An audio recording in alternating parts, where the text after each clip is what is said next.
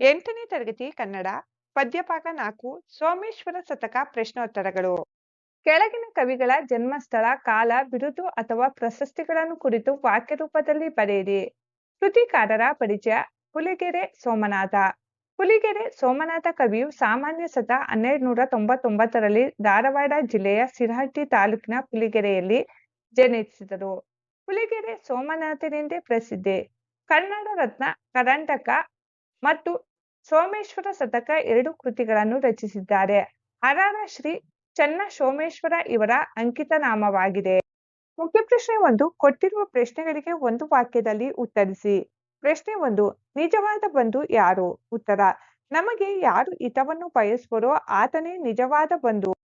ಪ್ರಶ್ನೆ 2. ಧಾರ್ಮಿಕನೆಂದು ಯಾರನ್ನು ಕರೆಯಲಾಗಿದೆ? ಉತ್ತರ: ತಂದೆ ತಾಯಿಯನ್ನು ಸಲಹಲು ಬಲ್ಲವನನ್ನು ಧಾರ್ಮಿಕನೆಂದು ಕರೆಯಲಾಗಿದೆ. ಪ್ರಶ್ನೆ 3. ರಾಜನಾದವನ ಕರ್ತವ್ಯವೇನು? ಉತ್ತರ: ಪ್ರಜೆಗಳನ್ನು ಪಾಲಿಸುವುದು ರಾಜನಾದವನ ಕರ್ತವ್ಯವಾಗಿದೆ. ಪ್ರಶ್ನೆ 4. ಆಲದ ಮರದ ಬೀಜ ಸಿಡಿದು ಭೂಮಿಗೆ ಬಿದ್ದು ಏನಾಗುತ್ತದೆ? ಉತ್ತರ: ಆಲದ ಮರದ ಬೀಜ ಸಿಡಿದು ಭೂಮಿಗೆ ಬಿದ್ದು ಹೆಮ್ಮರವಾಗುತ್ತದೆ. ಪ್ರಶ್ನೆ 5. ಹುಲಿಗೆರೆ ಸೋಮನಾಥನ ಅಂಕಿತ ನಾಮವೇನು? ಉತ್ತರ: ಹುಲಿಗೆರೆ ಸೋಮನಾಥನ ಅಂಕಿತ ನಾಮ ಅರಾರ ಶ್ರೀ ಚನ್ನ ಸೋಮೇಶ್ವರ. ಮುಖ್ಯ ಪ್ರಶ್ನೆ 2. ಕೊಟ್ಟಿರುವ ಪ್ರಶ್ನೆಗಳಿಗೆ 2-3 ವಾಕ್ಯಗಳಲ್ಲಿ ಉತ್ತರಿಸಿ. ಪ್ರಶ್ನೆ 1. ಸುವ್ರತಿ ಹಾಗೂ ಸುತನ ಬಗೆಗೆ ಕವಿ ಏನು ಹೇಳಿದ್ದಾನೆ? ಉತ್ತರ: ವೇದಗಳನ್ನು ಬಿಡದೆ ಪಠಿಸುತ್ತಾ ಪಾಲನೆ ಮಾಡುವನೇ ಸುವ್ರತಿ. ಮಾತಾ ಪಿತರಿಗೆ ಸದ್ಗತಿ ತೋರುವ ಒಳ್ಳೆಯ ಮಗನೇ ಸುತನು ಎಂದು ಕವಿ ಹೇಳಿದ್ದಾನೆ. ಪ್ರಶ್ನೆ 2. ಭಟ ಮತ್ತು ದ್ವಿಜರ ಲಕ್ಷಣಗಳೇನು? ಉತ್ತರ: ನಿರ್ಭೀತಿಯಿಂದ ನಡೆದುಕೊಳ್ಳುವವನೇ ಭಟ. ಉತ್ತಮ ಆಚಾರ ವಿಚಾರಗಳನ್ನು ಹೊಂದಿರುವವನೇ ದ್ವಿಜ ಅಂದರೆ ಬ್ರಾಹ್ಮಣ ಎಂದು ಸೋಮೇಶ್ವರರು ಹೇಳಿದ್ದಾರೆ. ಮುಖ್ಯ ಪ್ರಶ್ನೆ 3. ಕೊಟ್ಟಿರುವ ಪ್ರಶ್ನೆಗಳಿಗೆ 5-6 ವಾಕ್ಯಗಳಲ್ಲಿ ಉತ್ತರಿಸಿ. ಪ್ರಶ್ನೆ 1. ಶ್ರೇಷ್ಠ ಮಂತ್ರಿಯಲ್ಲಿರಬೇಕಾದ ಲಕ್ಷಣಗಳೇನು?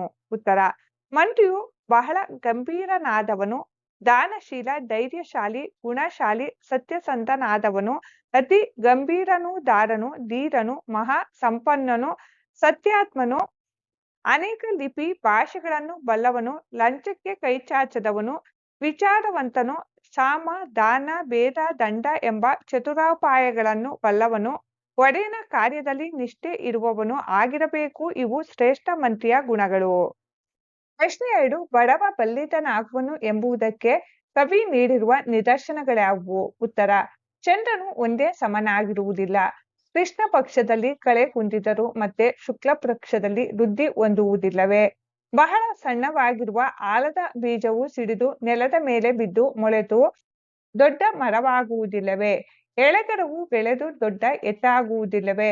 ಸಣ್ಣ ಈಚು ಬಲಿತು ಹಣ್ಣಾಗುವುದಿಲ್ಲವೇ? ಹಾಗೆಯೇ ದೇವರ ಕೃಪೆ ಒಲುಮೆ ಇದ್ದರೆ ಮುಂದೊಂದು ದಿನ ಬಡವನು ಬಲ್ಲಿದನಾಗದಿರುವನೇ ಎಂದು ಹುಲಿಗೆರೆ ಸೋಮನಾಥ ಕವಿಯು ಹೇಳುತ್ತಾನೆ. ಮುಖ್ಯ ಪ್ರಶ್ನೆ 4. ಸಂದರ್ಭ ಸಹಿತ ಸ್ವಾರಸ್ಯವನ್ನು ವಿವರಿಸಿ.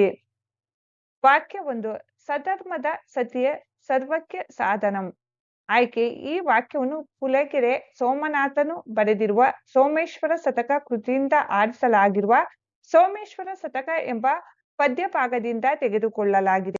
ಸಂದರ್ಭ: ನಮ್ಮ ಹಿತವನ್ನು ಬಯಸುವವನೇ ನಿಜವಾದ ಬಂಧು. ನಮ್ಮನ್ನು ಸಾಕುವ ತಂದೆ ಮತ್ತು ಉತ್ತಮ ಧರ್ಮ ಮತ್ತು ದಾರಿಯಲ್ಲಿ ಸಾಗುವ ಸತಿಯೆಂದು ಹೇಳುವಾಗ ಈ ಮೇಲಿನ ವಾಕ್ಯವನ್ನು ಹೇಳಿದ್ದಾರೆ.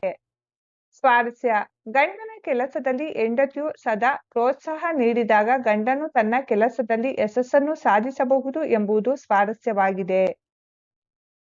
ವಾಕ್ಯ 2. ಅತಿ ಗಂಭೀರನುದಾರ, ಧೀರನು.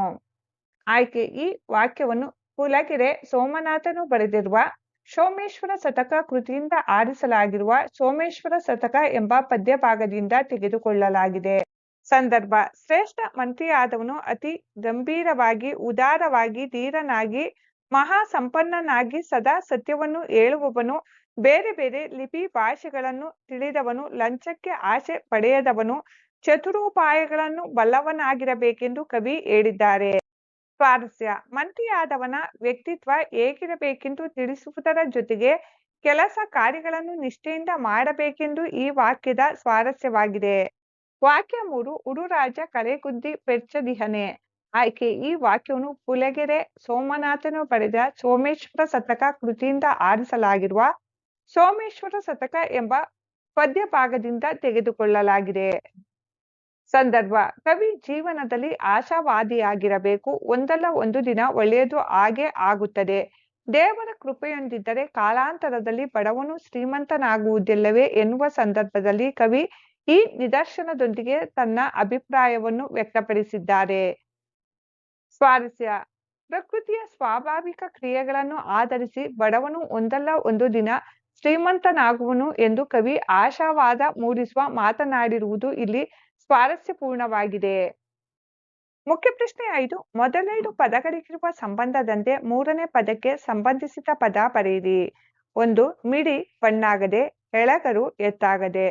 ಋಕೋದ ಆಲದ ಮರ, ಉಡುರಾಜ ಚಂದ್ರ. 3. ಭಕ್ತಿಯುಳ್ಳ ಆಗಮ ಸಂಧಿ, ಕಳೆಗುಂದು ಆದೇಶ ಸಂಧಿ. 4. ಧರ್ಮ ಅಧರ್ಮ, ಬಡವ ಬಲ್ಲಿದ. 5. ಕಾರ್ಯ ಕಜ್ಜ, ಭಕ್ತಿ ಬಕುತಿ. ಅಭ್ಯಾಸ ಚಟುವಟಿಕೆ: ಕೊಟ್ಟಿರುವ ಪ್ರಶ್ನೆಗಳಿಗೆ ಉತ್ತರಿಸಿ. ಪ್ರಶ್ನೆ 1. ಅಲಂಕಾರ ಎಂದರೇನು? ಉತ್ತರ: ಕಾವ್ಯದ ಸೌಂದರ್ಯವನ್ನು ಹೆಚ್ಚಿಸುವ ಚಮತ್ಕಾರಿಕ ಮಾತುಗಳೇ ಅಲಂಕಾರ. ಪ್ರಶ್ನೆ 2. ಉಪಮಾಲಂಕಾರ ಎಂದರೇನು? ನಿದರ್ಶನ ಸಹಿತ ವಿವರಿಸಿ. ಉತ್ತರ: ಉಪಮ ಎಂದರೆ ಹೋಲಿಕೆ ಎಂದರ್ಥ. ಯಾವ ಅಲಂಕಾರದಲ್ಲಿ ಉಪಮೇಯ ಉಪಮಾನಗಳೊಳಗೆ ಉಪಮ ಇರುತ್ತದೋ ಆ ಅಲಂಕಾರವೇ ಉಪಮಾಲಂಕಾರ. ನಿದರ್ಶನ: ಮನೋರಮೆಯ ಹಣೆ ಬಾಲಚಂದ್ರನಂತೆ ಆಕರ್ಷಣೀಯವಾಗಿತ್ತು.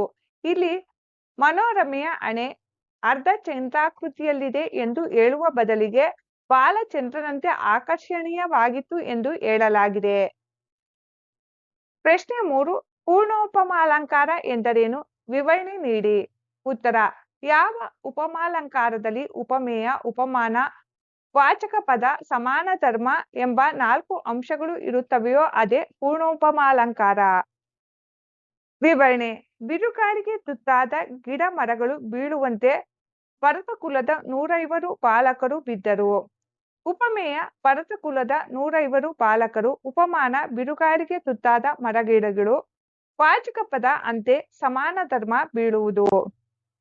ಅಲಂಕಾರ ಉಪಮಾಲಂಕಾರ ಅಥವಾ ಪೂರ್ಣೋಪಮಾಲಂಕಾರ.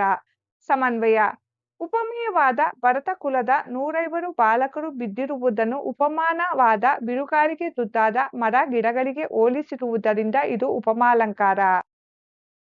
ಈ ಅಲಂಕಾರದಲ್ಲಿ ಉಪಮೇಯ ಉಪಮಾನ ವಾಚಕ ಪದ ಸಮಾನ ಧರ್ಮ ಎಂಬ 4 ಅಂಶವಿರುವುದರಿಂದ ಇದು ಪೂರ್ಣೋಪಮಾಲಂಕಾರವೂ ಹೌದು. ಪ್ರಾಯೋಗಿಕ ಭಾಷಾಭ್ಯಾಸ: ಕೊಟ್ಟಿರುವ ವಾಕ್ಯದಲ್ಲಿರುವ ಅಲಂಕಾರವನ್ನು ಹೆಸರಿಸಿ ಸಮನ್ವಯ ಮಾಡಿ. 1. ಸೀತೆಯ ಮುಖ ಕಮಲದಂತೆ ಅರಳಿತು. ಉಪಮೇಯ ಸೀತೆ, ಉಪಮಾನ ಮುಖ ಕಮಲ, ವಾಚಕ ಪದ ಅಂತೆ ಸಮಾನ ಧರ್ಮ ಅರಳಿತು. ಅಲಂಕಾರ: ಉಪಮೇಯ ಉಪಮಾನ ವಾಚಕ ಪದ ಹಾಗೂ ಸಮಾನ ಧರ್ಮ ಹೊಂದಿರುವುದರಿಂದ ಇದು ಪೂರ್ಣೋಪಮಾಲಂಕಾರವಾಗಿದೆ. ಸಮನ್ವಯ: ಉಪಮೇಯವಾದ ಸೀತೆಯ ಮುಖ ಉಪಮಾನವಾದ ಕಮಲಕ್ಕೆ ಹೋಲಿಸಿರುವುದರಿಂದ ಇದು ಉಪಮಾಲಂಕಾರ. 2. ಗೀಚಕನ ಗೂಡುಗಳು ತೂಗುವ ತೊಟ್ಟಿಲಂತೆ ತೂಗುತ್ತಿದ್ದವು. ಉಪಮೇಯ ಗೀಚಕನ ಗೂಡುಗಳು, ಉಪಮಾನ ತೂಗುವ ತೊಟ್ಟಿಲು, ವಾಚಕ ಪದ ಅಂತೆ ಸಮಾನ ಧರ್ಮ ತೂಗುತ್ತಿದ್ದವು. ಅಲಂಕಾರ ಪೂರ್ಣೋಪಮಾಲಂಕಾರ: ಇಲ್ಲಿ ಉಪಮೇಯ ಉಪಮಾನ ವಾಚಕ ಪದ ಹಾಗೂ ಸಮಾನ ಧರ್ಮಗಳನ್ನು ಹೊಂದಿರುವುದರಿಂದ ಇದು ಪೂರ್ಣೋಪಮಾಲಂಕಾರ. ಸಮನ್ವಯ: ಉಪಮೇಯವಾದ ಗೀಚಕನ ಗೂಡುಗಳನ್ನು ಉಪಮಾನವಾದ ತೂಗುವ ತೊಟ್ಟಿಲಿಗೆ ಹೋಲಿಸಿರುವುದರಿಂದ ಇದು ಉಪಮಾಲಂಕಾರ. ಸೋಮೇಶ್ವರ ಶತಕ ಪದ್ಯದಲ್ಲಿ ಬರುವ ಪ್ರಾಸ ಯಾವುದು? ಸೋಮೇಶ್ವರ ಶತಕ ಪದ್ಯದಲ್ಲಿ ಬಂದಿರುವ ಪ್ರಾಸಗಳೆಂದರೆ ಪೌರವಾತಂ ಕಲಿಸಿದಾತಂ ಮಧ್ಯಪ್ರಾಸ 1ನೇ ಪದ್ಯ, ಮಾರಿದಂ ಧಾರ್ಮಿಕಂ ತಾನವದಂ ಅಂತ್ಯಪ್ರಾಸ 2ನೇ ಪದ್ಯ, ಕೈ ನೀಡಿದಂ ಬಲ್ಲವಂ ಅಂತ್ಯಪ್ರಾಸ 3ನೇ ಪದ್ಯ, ಉಡುರಾಜಂ ಸಿಡಿದುಂ ಬಡವಂ ಆದಿಪ್ರಾಸ 4ನೇ ಪದ್ಯ. ಕೊಟ್ಟಿರುವ ಪದ್ಯ ಭಾಗವನ್ನು ಕಂಠಪಾಠ ಮಾಡಿರಿ. ಪದ್ಯ ಭಾಗ. ಪದಗಳ ಅರ್ಥ: ಆತ್ಮ, ತನ್ನ.